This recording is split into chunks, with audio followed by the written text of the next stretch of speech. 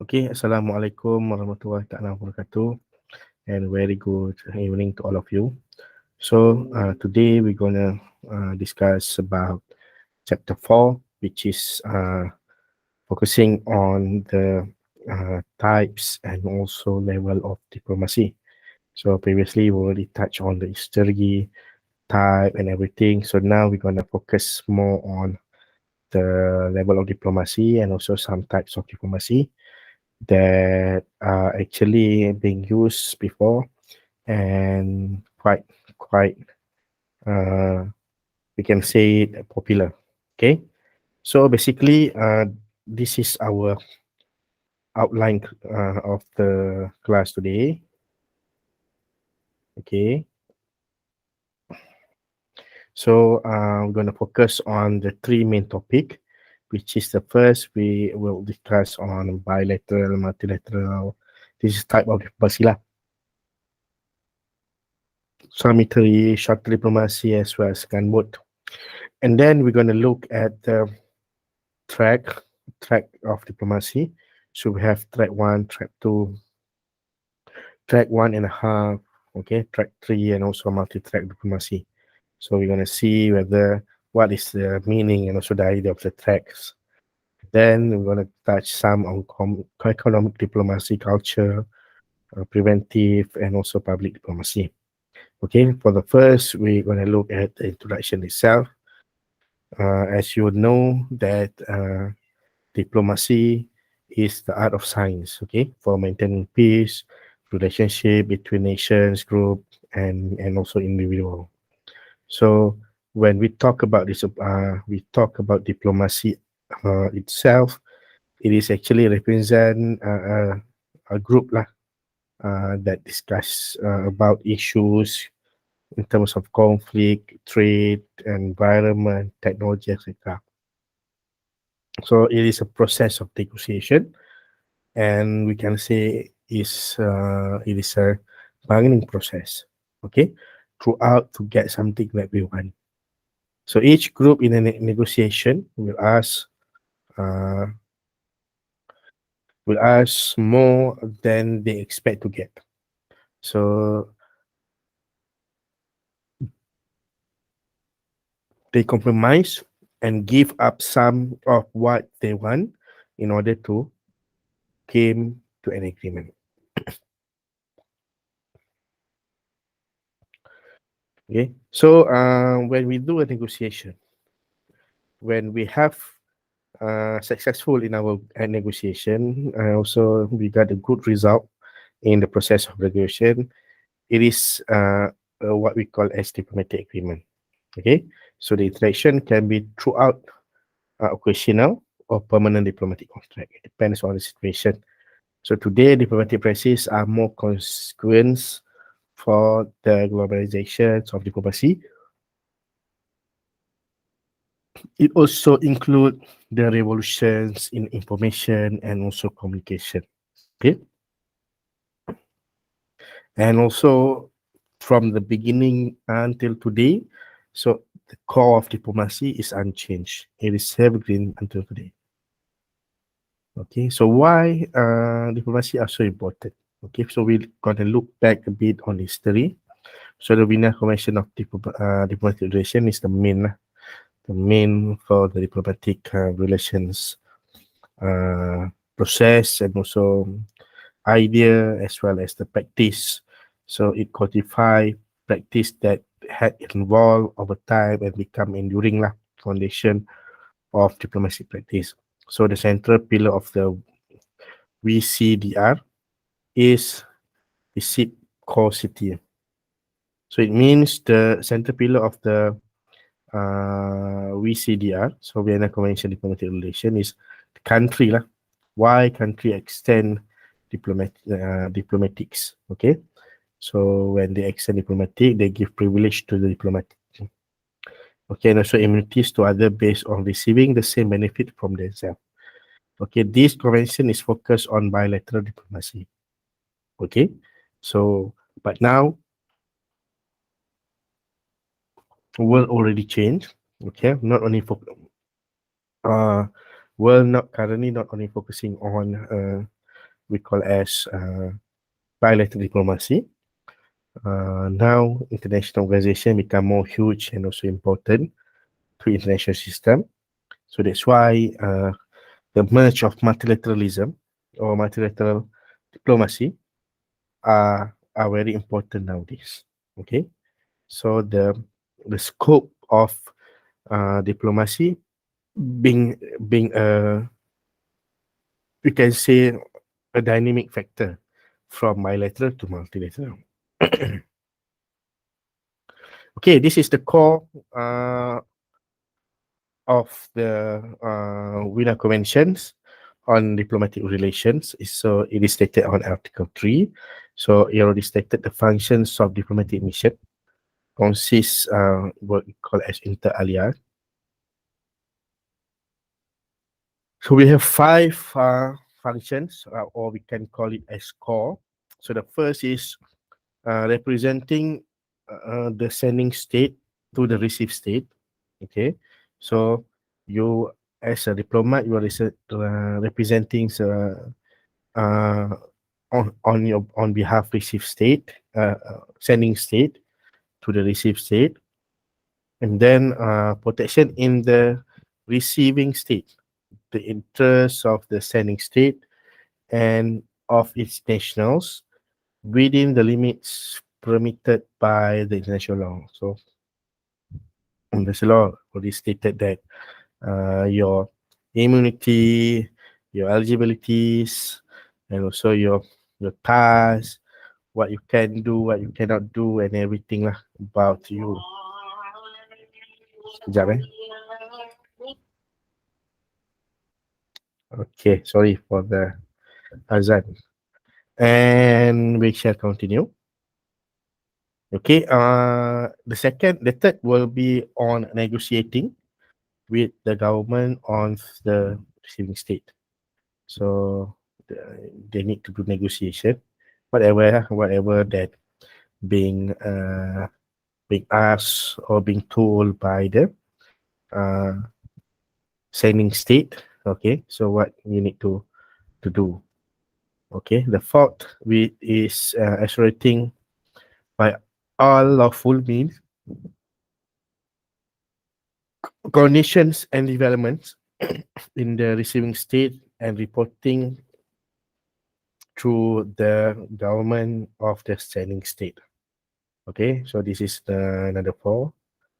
And then the last will be the promoting friendly relation between the state sending and also receiving, and developing the economic culture and also scientific relations. Okay, so this is the core. Your responsible task, what you need to do in the sending state. Okay, now we already know that the main idea of diplomacy is bilateral. So what is bilateral diplomacy? So we can see here, bilateral diplomacy is a key building blocks for international relations. So it is conferring relationship between the home country and also the individual foreign state. So one at a time. So it means it is a very core of managing foreign relation. So the cooperation is based on consists and within the norms of international law. So bilateral diplomacy only works with individual foreign state on a variety of topics to further one on domestic and also international goals. So remember, if state send you to other state, it means that state have their own goal. Why they sending you there? Okay, you have a missions. That's why they call it as diplomatic missions. Okay, so it recognizing the difference and taking prompt action to minimize possible problem are crucial. So security is the first concern of the state, and it is the sekejap,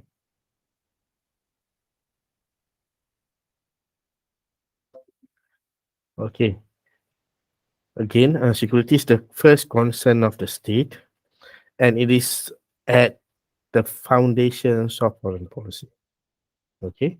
So main base uh, the idea of diplomacy, the idea of diplomat, they being sent over to the receive state. What they need to do, the first they have to take in care, good relationship, avoid from the receive state having conflict with the sending state, right? So if anything happen, it will bring a chaos to them. Okay. Second will be the uh, others lah, economic factor, culture, and everything lah. Okay, that relate to the interest of the receive state. Okay, the efficiencies of a country's bilateral diplomatic engagement is often enhanced by involvement in regional and also multilateral framework. So it is a highlighting the convergent nature of modern diplomacy. So next, you can see that the bilateral diplomacy is a non-state agency interest also. Okay, and a coalitions of interest which drive and also implement diplomatic engagement. So there are two additional aspect that play a role in expanding diplomatic contract. Okay, so understand this is also very important, and so the coalition of interest also in actually it drive lah the implementation of diplomatic engagement. So the last would be the participation in regional and also multilateral framework. Support bilateral diplomacy aims by increasing the country's capacity to respond to regional and global countries and also challenges. Okay, so you see lah what is actually bilateral diplomacy is all about. So we move to the next. Next slide will be the multilateral diplomacy. So what is multilateral diplomacy? The first is multilateral diplomacy as the cooperations on three and or more countries that work towards common goal. So it means it has developed alongside bilateral diplomacy, mainly through Congress and also conference. So modern, when we see the multilateral diplomacy, so we can see that modern diplomacy begins with the co-foundings of international organization. So international organization is a core lah, funding for all, especially by the UN, the Council of Europa, the Council of Europa, the OSCE,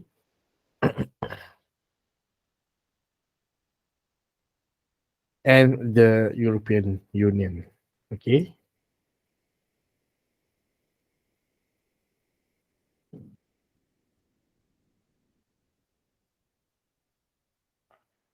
So this is the modern diplomacy lah. Okay.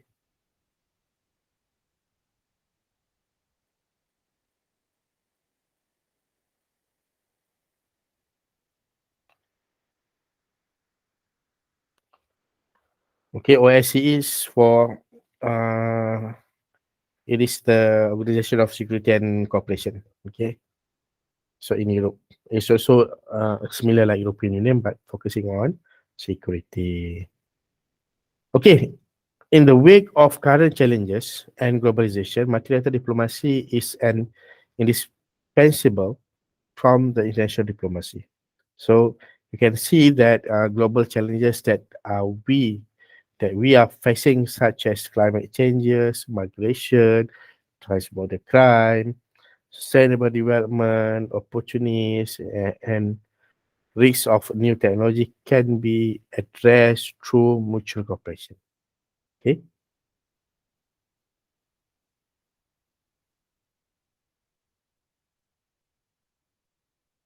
So, in the wake of current challenges and the globalization, so multilateral diplomacy is an indispensable from the international diplomacy. So it means that global challenges that we are facing right now, which is climate change, migration, as well as sustainable development.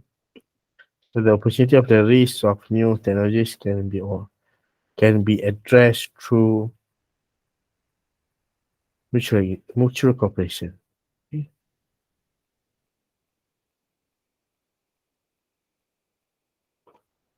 Okay, now we already see about the bilateral and multilateral diplomacy. Okay, you can see the differentiate. So bilateral more focus on state to state. Multilateral diplomacy will be a huge more than two state, or maybe in an organizations, right? So now we're gonna look at some of the type of diplomacy that are important nowadays, and also creating some histories. For example, summit diplomacy, or we call it summitry.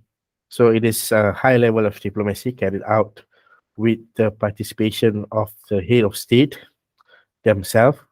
So the developments in communication and transport technology in the second half of the 20th century have developed summit diplomacy in a bipolar system. So the most important advantage of this type of diplomacy is that it brings the most authoritative people on the subject of discussion and ensure that the result is reached in a shorter time. So this is what is summitary diplomacy. Next,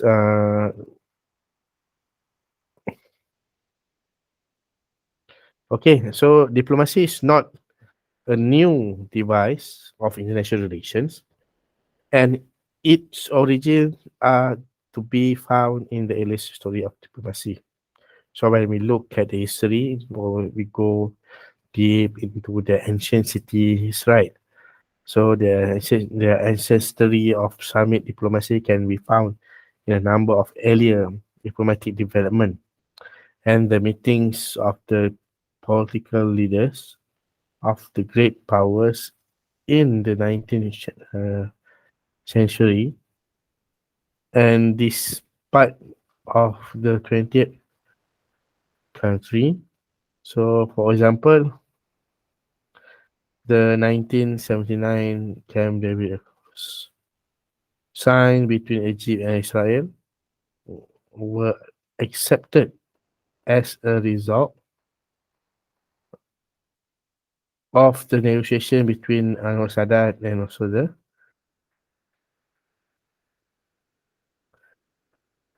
Menachem began.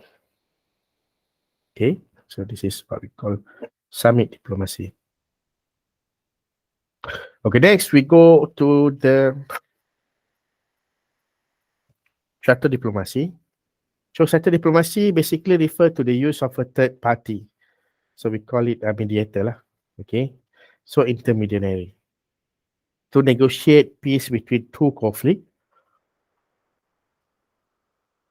party that refuse to engage in direct communication of each other with each other. Okay, so the intermediary in the conflict of shuttle backward and forward successive among the parties in conflict to secure the desired result, which often not guaranteed to succeed. So for example, former United Secretary State Henry Kissinger has used shuttle diplomacy in a lot in solving problems created uh, in the middle related to the Middle East. Okay, so we can see that from the observer, you already aware, right? What happened actually in the Middle East itself. Okay, for example, nowadays, if you are a maid or foreign worker that working in a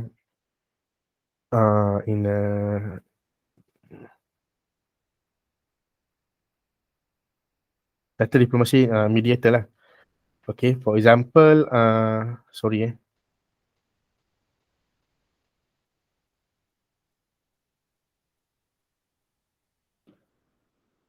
Okay, sorry. Shuttle diplomacy basically we use a third party intermediary, okay, to negotiate. Okay, so it's a mediator. If you look at the for here, they stated that Henry Kissinger used shuttle diplomacy in solving problems related to Middle East.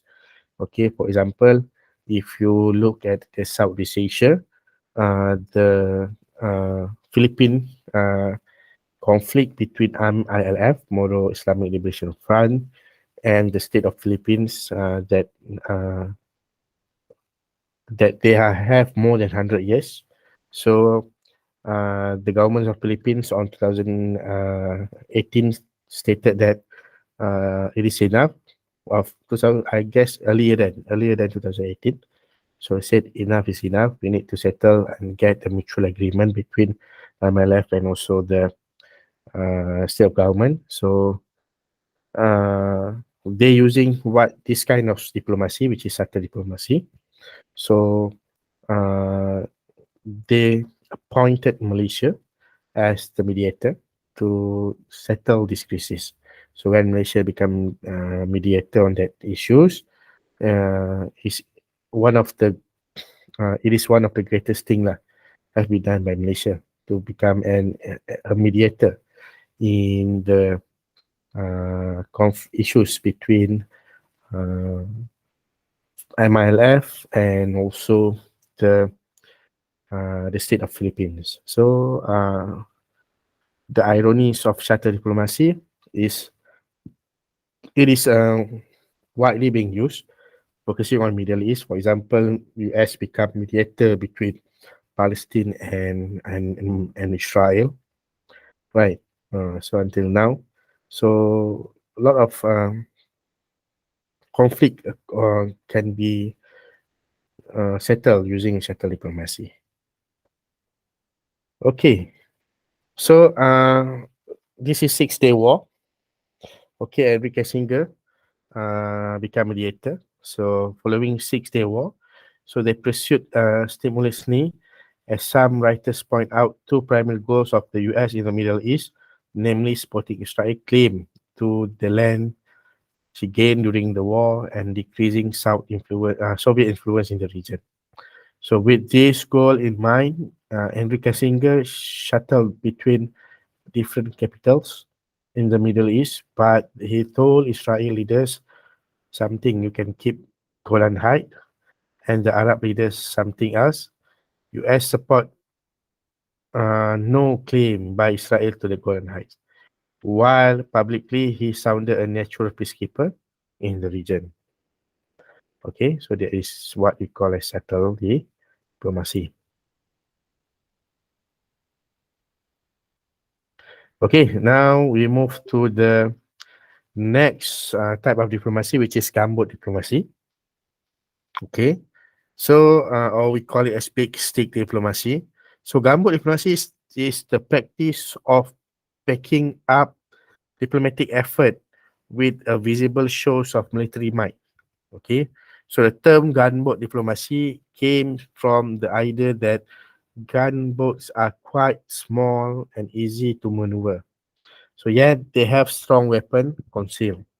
So by showing a strong military, a country can make implicit military threat while appearing peaceful and also amicable. So the most famous type of gunboat diplomacy is known as big stick diplomacy, made by famous American Vice President Theodore Roosevelt on 1901. What Theodore Roosevelt do? So it suggests that one should speak softly and carry a big stick. When carry out foreign relations, this is where the name came from. Soon after saying this, he's become president. So he went on to use this tactic throughout his presidency with much success and even won the Nobel Prize in 1906 for negotiation peace between Japan and Russia. So in recent time, Obama also used this kind of diplomacy, which is called big stick diplomacy. For example, in 2010, when he sent an aircraft carrier to the Yellow Sea near to the North Korea shore. So this show of naval strength followed an attack by North Korea on an island in South Korea.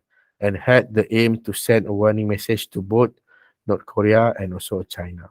Okay, so this is what we call gunboat diplomacy. Okay, for example, uh,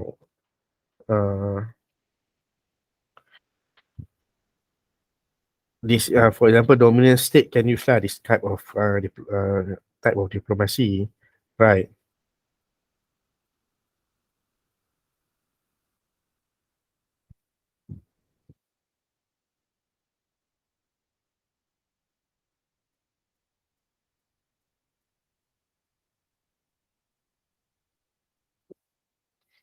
Okay, so if let's say in international politics, the terms of gunboat diplomacy refer to pursuit of foreign policy objective with the aid of conspicuous display of naval power, implying of consisting a direct threat of warfare should term not be agreeable to the superior force. Okay, so the effective of gunboat diplomacy ni is if we can see can be used by the dominant power lah. For example, like Malaysia, uh, this is not a good idea for us to do gunboat diplomacy. We have to yalah, we have to sedar kan what we have in Malaysia. Okay, so now we're gonna move on the tracks of diplomacy. Okay, so we already see some of the good popular type of diplomacy. So now we're gonna see on the tracks. So what actually tracks diplomacy brings on? Okay, so track of diplomacy is the best way to resolve conflict. So it has various type of tracks of diplomacy have been revised. So the terms such as track one, diplomacy, track two, track one and a half, diplomacy and multi-track are now common in the conflict resolution process. So this is why the way of diplomacy being used for conflict matters, right? For conflict solution, reduce the tension and everything. Okay, so track one diplomacy is widely known as the official traditional or conventional diplomacy and amongst the oldest form of diplomacy. So it is essential the state and her official representative involving inter alia diplomats, high-ranking military officials, and politicians with the sole aim to resolving the diplomatic dispute at both interstate and also intrastate. So track one diplomacy is primarily concerned with ending the violence and promoting peace, full in terms of coexistence. Okay, this is track one. Track one, the officials are the track one. Okay, track two. Okay, it is founded on the notions that state and their action per se cannot possibly bring change in conflict solution. Thus, it is a medium of interaction between unofficial representative of conflict state in an official diplomatic resolution state setting. So, unofficial interactions between the non-official representative are normally in the form of consultation, dialogue, and also training. So this one, track two, it is a pre-conflict. We can say as pre-conflict resolution. Some say pre-conflict resolution. Some say that this is the to reduce tension. We use track two. So track two ni diplomacy is widely considered as supplementing the shortcoming of track one. Okay, so there is a we call it as a over terms. Forget also the terms, but I said it's a continuous It's a continuous of supporting of track one. So this is what we call as pre Okay, pre-resolution. Okay, so whereby the focus is for rebuilding the trust between the conflict parties, involving more civilians than geopolitical figureheads, and less intense during the negotiation process. So track two differs from track one, in which It approaches the conflict by identifying the root cause of the diplomatic problem with the aim of improving relation and building a sustainable relationship between the all parties.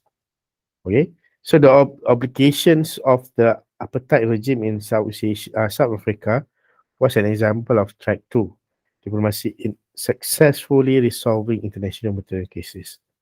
Okay, so this is what we call track two. Okay, now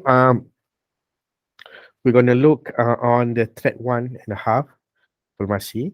So it is we can say that one and a half really is a bridging lah, from track one to track two. Okay, so it's a bridging process. So it also refers to unofficial interaction between official representative of the conflict state and or political entities, which are often mediated by non-partisan and or unofficial third party. So it is a bridge to track one and track two diplomacy by promoting complementary between this type of diplomacy. Okay, so this is achieved by combining the official approach in track one and the unofficial diplomatic approach in track two. Okay, so you can achieve lah. This is a bridging lah from track one to track two. Okay, so track one and a half diplomacy, it involves the interventions by highly respective individual or non-governmental organizations in international conflict resolution process.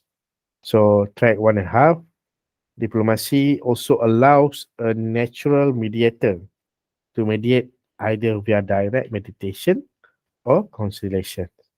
So this experienced individuals whom are supported by independent organization are skilled and also seasonal. So on carry out of peacekeeping effort. Okay, so due to reputation, so and also funding from the private sector and also public bodies in relative really convenience than most of the track one and track two. So the can use both the track one and track two, track one and a half. Okay, the last will be the track three. This is unofficial parties, work with people from all over sectors. So in a society, promote peace, setting violence. Okay, and also premise. So peace can and must be built from the bottom up as well as from the top down. For negotiation is assessed, a peace constituency must exist among ordinary citizens. So in the committee or successful, followed up upon settlement of conflict. Okay, so this is an example of track 3. For example, Seed for Peace, a UN-based NGO works with youth in the Middle East and another conflict area to provide an environmental and also experience for the next generation of leader in an international camp of conflict resolution. Okay, for example, second, most track 3 are directed at building social capital in local community fractured by conflict. The focus on grassroots impact on ordinary people, activities, psychosocial works to deal with trauma, promote arts, joint business, project, cross conflict, and etc. Okay, so this is the way lah what actually track 2 has been done. Track 3 has been done.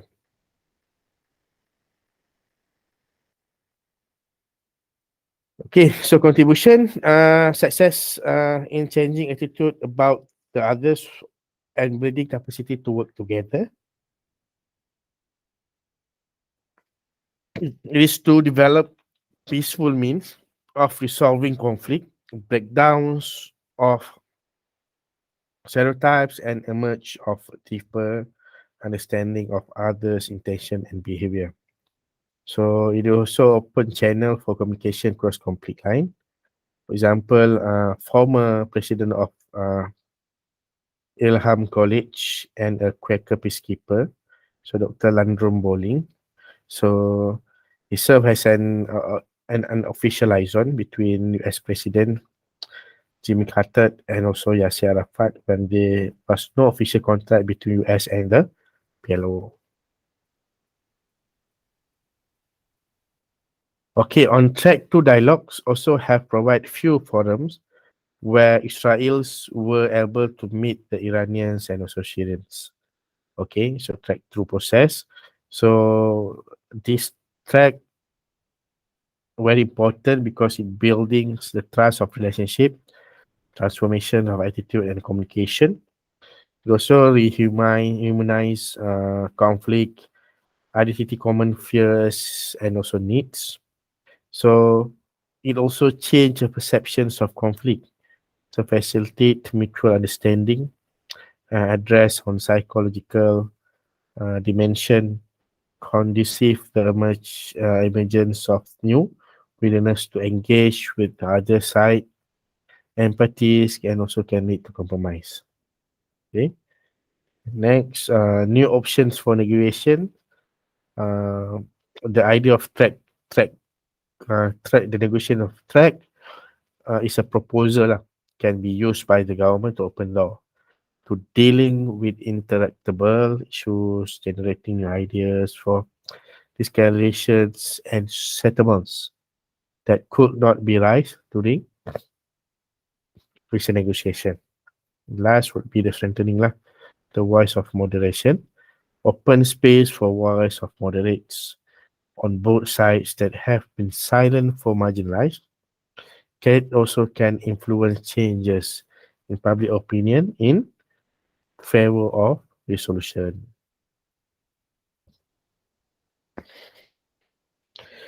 Okay, for the limitation of track, for example, track cannot completely isolate itself from the political and also conflict environment, and also open to media and also has extremist pressure by the people and harassment as well as violence lah. So because we deal with conflicts, right? Okay, and last the conclusion, we can see that from track 1, track 2 and track 3. Okay, track 2 contribution to interactable conflict are limited, but can and does change political culture on both sides, making them more receptive to negotiation. It is highlighting possibilities. Okay, on no single approach from track 1 to track 3, civil society bridge building. So is sufficient to deal with interactable issues. So it is a variety of process are needed to deal with them. Okay, for example, track 1 can see that uh, very important track lah because it represents of the state bodies that wanted to have a conflict solutions, and it is very crucial lah for us. For me, I agreed with track 2. So I'm more flexible because some might be say track 1.5 because it also includes between track 1 and track 2. It's more versatile. Okay, the last one is multi-track. So the idea of expanding the track 1, track 2 into a multi-track diplomacy is built upon the understanding that every component of the society, example, the media, entrepreneurs, education sector, religious institution, and the ordinary citizens should be included in the peace negotiation process. Okay, so everything should be included, not only the track 1, track 1.5, track 2s, etc. Okay, so a sustainable peace agreement is only achievable if the peacemaking process is inclusive. So multi-track diplomacy now comprise of track 1, track 2, track 1.5, and also track 3. So track 3 focusing on business and private sector. Track 4, private citizens. Track 5, education, research, training. Track 6, activism and also advocacy. Track 7, religion. Track 8, funding, and also track 9, media. So all track are included in multi-track diplomacy. So in short, multi-track diplomacy views peacemaking process as a living ecosystem that depends on the effectiveness of and contributes from each players. So it recognizing diplomatic dispute as a realm of multiple segments, for example, actors and non-actors, in which difference are flexible from the preventive actions and also are required. So it means that multi-track diplomacy encourage complementary of various tracks of diplomacy. Okay, so if you use multi-track, you can choose lah whether which track is suit for the type of resolution. Okay, so this is the principle of multi-tracks. The first is building strong interpersonal or good relationship. So this is very important. Then second, long-term commitment lah, making long-term commitment to pursue objective over a long period. The third will be cultural synergy, respecting culture wisdom of all parties. Number four, partnership, promote collaboration with local parties and also institutions. Number five, multiple technology, using a variety of tech to meet unique needs of each situation. And the last is facilitation, assisting parties in taking responsibility for their own dreams. Okay, this is we continue to the principle of multi-track. The seven will be the empowerment. Okay, so helping people become empowerment agent of change. So you can use track ni as an empowerment to help them to become agent of change. And then action research, it is can use as a learning and also sharing process. All that is done with others. The nine, invitation, entering the system when there is an open door. Number 10, number 10, trust. In building relationship, you have trust lah, and trust within the system itself. And 11, engagement, which means become engaged and caring partner in the system. You are the engaging person. And last will be the transformation. Can catalyze change at the deepest level of belief, values, assumptions, and etc.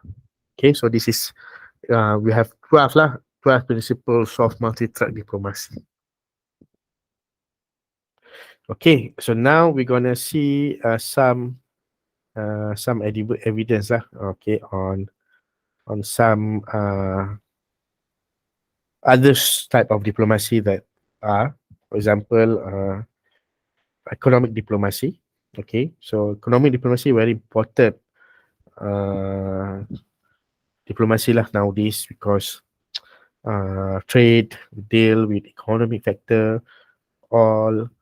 Okay, so in terms of issues, policy, so concern with economic policy issues, so economic diplomat monitor and also report on economic policies in foreign country and advise home government on how to deal with them. So it also employ economic resource and rewards of sanction or sanction. So in pursuit of a particular foreign policy objective, so requires the application of technical expertise to analyze host governments, economic policy and its impact on home government economic interests. So strong business skills are needed for success of economic diplomacy. So you must have strong business skill on economic diplomacy.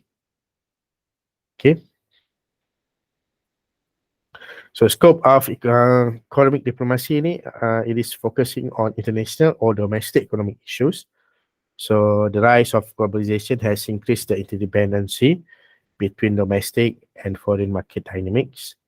So the player will be the state or non-state actor. If non-state actor is the business entity lah, or MNCs. Okay, so government agency with economic mandate operating internationally, and the NGOs. Okay, so field of activity include trade, investment, bilateral agreement, regional agreement, and also multilateral dimension. Okay. So next we see the dollar diplomacy. Okay. So dollar diplomacy being used by US lah. Okay. So US use of its economic power during the time of President William Howard Taft 1904. So to open the Central America to US business and influence and prevent European control of the area. So not always peaceful. For example, Nicaragua on 1912, Taft troops to aid insurgents and offered loans to the new regime. Also in Honduras and Haiti, so US sent the financial aid to prop up pro-US regime. So they use dollar as their diplomacy. For example, on 1909 to 13, tough policy categorized as dollar diplomacy. So goal to create sustainability and promote American commercial interest in foreign countries. So use of private capital essential intervention in Cuba and Central America to protect these interests.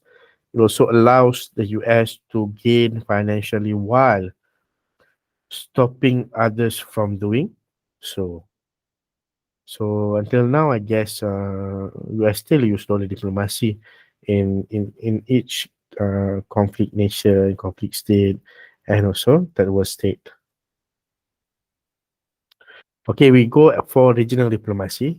I'm sure that you are quite familiar with regional diplomacy because we, as Malaysians, we are in a one sort of regional organization that doing regional diplomacy. Okay, for example, okay, so conduct of relations between state belonging to an identifiable geographic region, which is regionalism.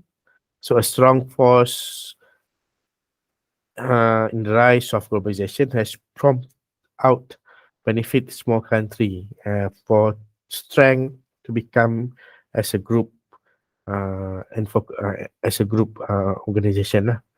Right, that focusing on the region itself. For example, EU, European Union, and also ASEAN Association, Southeast Asian nation. Okay, a form of multilateral diplomacy practiced within a close circle of neighboring country on the rise today due to urge for stronger economic links, improve mutual political understanding, and gain in the mutual security. So the EU's world most advanced practitioner of research role for model regional group, a role for model with 27 country. So ASEAN will have 10 to become next, maybe this year. They will include another one, which is the East Timor. So complete lah. When East Timor become member of ASEAN, so all complete 11 state of ASEAN. So regional organization. So regional diplomacy is a modern type of diplomacy, very relevant nowadays, right? Because, for example, small state, when they become a biggest like organization ASEAN, they will be more expand their in terms of economy and also security, and it's much more easier to do diplomacy rather than you use bilateral, right? Okay, last will be the public diplomacy. Oh, second last. Oh, got another three. Okay. Okay, public diplomacy. So the term coined on 60s to describe the conduct of foreign policy by engagement with foreign public close associated with the US. Okay, US got typo here. Okay, so conventional diplomacy, it is a conventional diplomacy, how government communicate officially with each other. Public diplomacy communicates directly with the citizen of other society. Some will use films, TV, music, sport, any other video game, social cultural activity, etc., also seen an important means to cultivate better understanding for the national policy. So one of the most successful public diplomacy initiative created by the treaty in 1950s of the EU lah, which later became EU, economic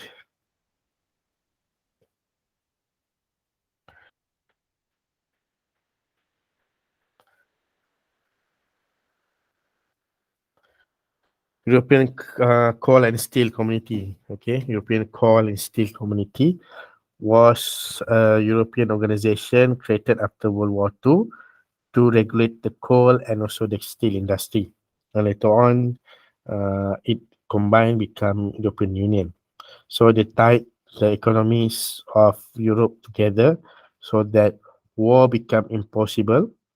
And then they give reward in terms of get understanding, business, pipe to pipe ties, which with each other. Okay. So, as an essential element of American foreign policy during the Cold War with the former Soviet Union, so post 9/11 2001, so the term invoked to improve U.S. image in the Middle East and also in Islamic world. So this is what they use lah. So use media, for example, Voice of America, student exchange program, American Peace Corporation, academic exchange, business meeting, and everything. So to highlight lah what the goods of the US in the public. So this is what we call the public diplomacy lah. Okay, next we go on CD, cultural diplomacy. So the exchange of idea, information, art, lifestyle, value system, tradition, belief, and other aspect of culture. So it can consider as the culture diplomacy. Okay.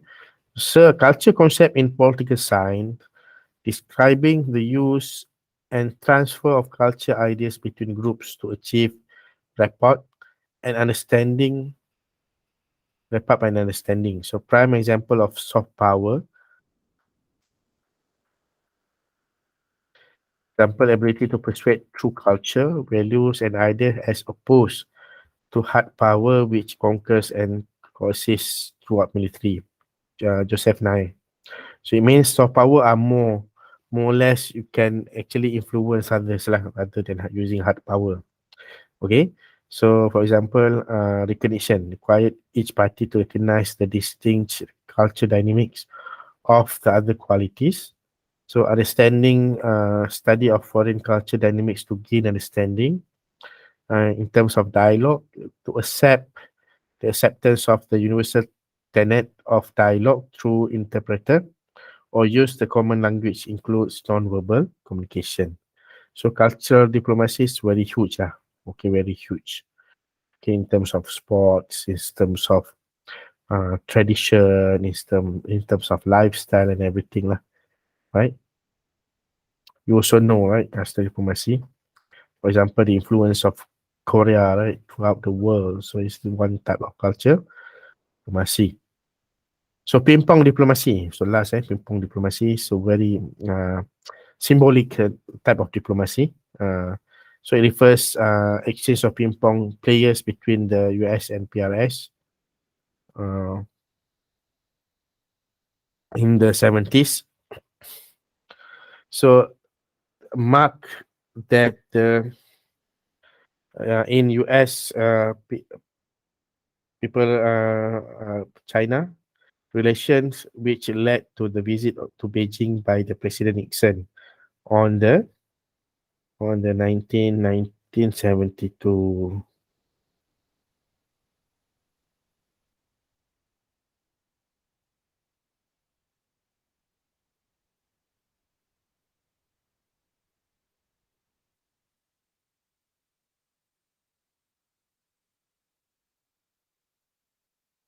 Okay. So Nixon on 1972, he actually flew to Beijing because of this diplomacy to meet the presidents of People Republic of China. Okay. So what did the terms of diplomacy refer in the Nixon administration?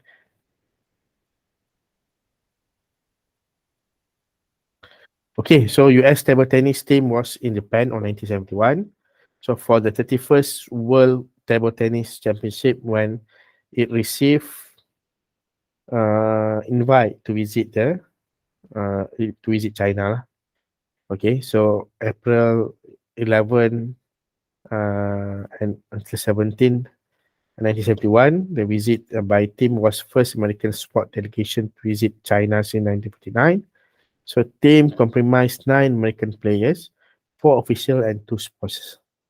So on February 1972, President Nixon made a historical visit to Beijing because of the ping pong event. So and that it happened. Yeah, ping pong diplomacy lah. Okay.